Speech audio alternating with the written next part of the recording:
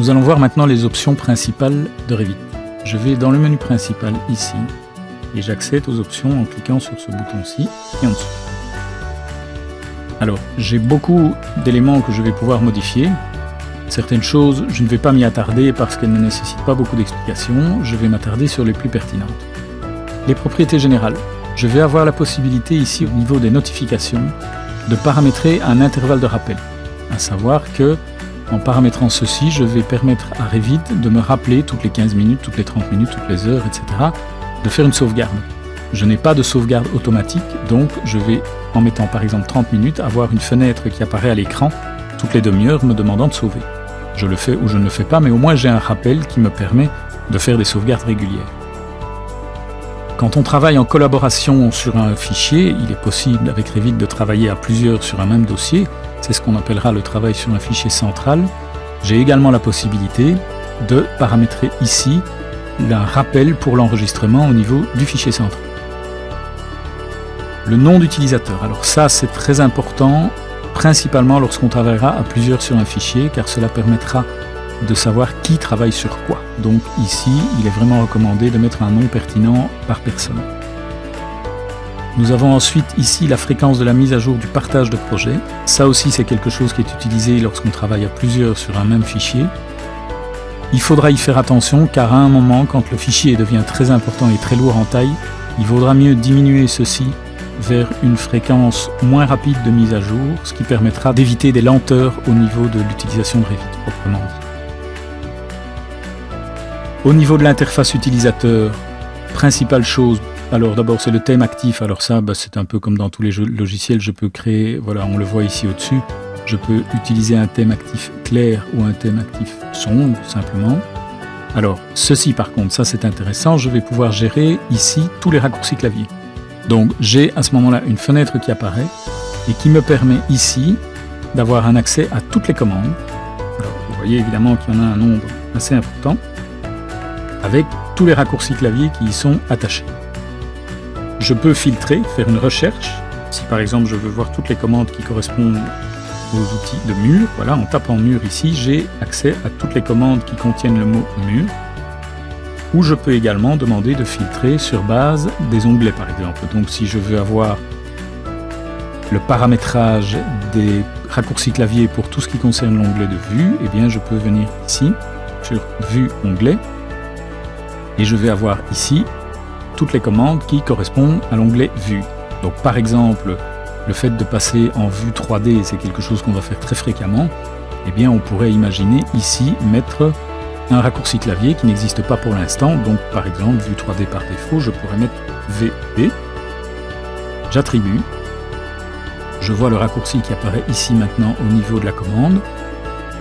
Si je fais OK et OK, si maintenant au clavier je fais VD, vous voyez que je passe dans une vue perspective. Bon, de nouveau cette vue est vide puisque je n'ai aucun élément créé, mais vous voyez qu'ici, j'ai maintenant au niveau de l'arborescence de mon projet, j'ai un nouvel onglet qui est apparu avec vue 3D et je suis bien dans une vue 3D par défaut. Voilà. Alors, si je continue dans les options, au niveau de l'interface utilisateur, autre chose ici qui peut être très pratique au début, c'est l'aide infobulle. Vous voyez pour l'instant elle est en normal. J'ai 3 niveaux. J'ai d'abord forcément aucune infobulle éventuellement, ou alors j'ai 3 niveaux d'infobulle, minimal, normal ou élevé. Alors en fait vous avez effectivement 2 types d'infobulles sur chaque commande. Si je mets par exemple en minimal, je prends une commande, par exemple mur, vous voyez que j'ai une infobulle qui apparaît, qui est ce qu'ils appellent la minimale. Donc c'est simplement un intitulé de la commande avec ce qu'elle fait. Si je retourne sur Options et que je demande Élevé, vous allez avoir au niveau de la commande plus d'informations. Vous voyez qu'ici j'ai ce qui était l'infobulle minimale, créer un mur non porteur sur le modèle de bâtiment, c'est complété avec utiliser le sélecteur de type, etc. et un élément graphique. Vous pouvez éventuellement même avoir certaines commandes qui sont affublées d'une vidéo. Vous avez par exemple au niveau de la commande copier, vous voyez qu'au niveau de l'infobulle, vous avez une vidéo qui vous montre comment utiliser la commande. Ça, c'est l'infobulle maximale. Alors, en quoi consiste l'infobulle normale?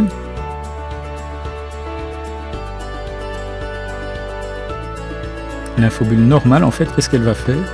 Elle va au départ vous montrer l'infobulle minimale, et si vous laissez le curseur sur la commande, si vous ne touchez pas à la souris, il va compléter ça avec l'infobulle maximale. Donc finalement, c'est le plus interactif et le plus intéressant. Alors, je retourne dans les options.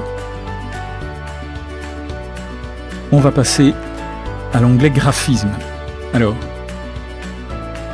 Revit est relativement sensible au niveau des cartes graphiques, donc Autodesk en fait certifie certaines cartes graphiques et certaines machines au niveau de l'interface graphique.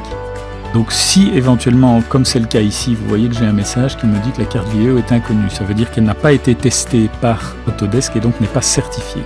Bon, c'est pas pour ça que le logiciel ne fonctionne pas, il fonctionne très bien, même en configuration complète. Mais vous pourriez, si jamais vous avez certains problèmes au niveau de l'affichage, notamment et surtout au niveau des vues 3D, vous pouvez par exemple décocher l'accélération matérielle. Ça permettra de régler certaines choses.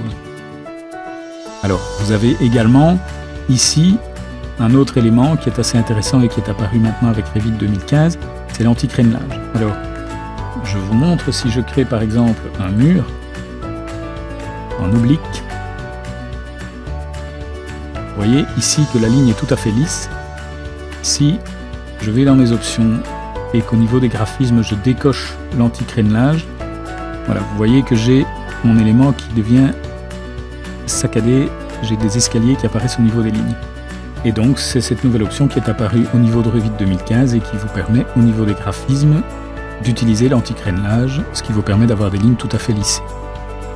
Alors les couleurs ici, vous avez 3 éléments et 3 mises en évidence d'éléments sur base de ce qui se passe sur ces éléments. Donc vous avez la sélection, la présélection et l'avertissement. En quoi cela consiste? Donc si j'ai par exemple plusieurs murs à l'écran, voilà. Quand je vais vouloir les sélectionner, vous voyez que le simple fait d'amener la souris sur l'élément, il se met en couleur. Cette couleur bleue, cette première couleur, c'est la couleur de présélection. Lorsque vous allez cliquer sur cet élément, il est sélectionné. Ça, c'est la couleur de sélection. Alors par défaut, c'est 2 fois bleu, mais donc si vous le désirez, vous pouvez au niveau de l'option, ici, demander par exemple que la présélection soit en rouge et que la sélection soit en bleu. À ce moment-là, quand vous allez amener votre curseur sur l'élément, il va être en rouge, présélection. Quand je clique, il passe en bleu, sélection. Et donc quand vous faites une fenêtre de sélection, ça vous permet de voir quels sont les éléments qui sont sélectionnés. Cela fonctionne comme dans les autres logiciels Autodesk de type AutoCAD, à savoir que soit vous cliquez directement sur l'élément, soit vous faites une fenêtre en maintenant le clic gauche. Et si vous faites la fenêtre vers la gauche, vous voyez que cette fenêtre apparaît en pointillé et il va sélectionner tous les éléments que cette fenêtre croise. Par contre, si vous faites une fenêtre vers la droite, il ne va sélectionner que les éléments qui sont entièrement contenus dans la fenêtre. Donc, par exemple, comme ceci. Et donc là, dès que je sélectionne, il devient bleu. Alors, j'ai une troisième couleur à ma disposition. C'est la couleur d'avertissement. Alors, la couleur d'avertissement apparaîtra dès qu'il y aura quelque chose qui se passe au niveau du logiciel et pour lequel Revit veut m'avertir. Par exemple, je prends ce mur et je le copie sur lui-même. Eh bien, ça, c'est un problème évidemment au niveau de la base de données. Et Revit va m'avertir en disant « les murs en surbrillance se chevauchent ». Donc, ceci constitue un avertissement et j'ai la couleur orange ici, qui est bien la couleur que j'ai au niveau des options, ici.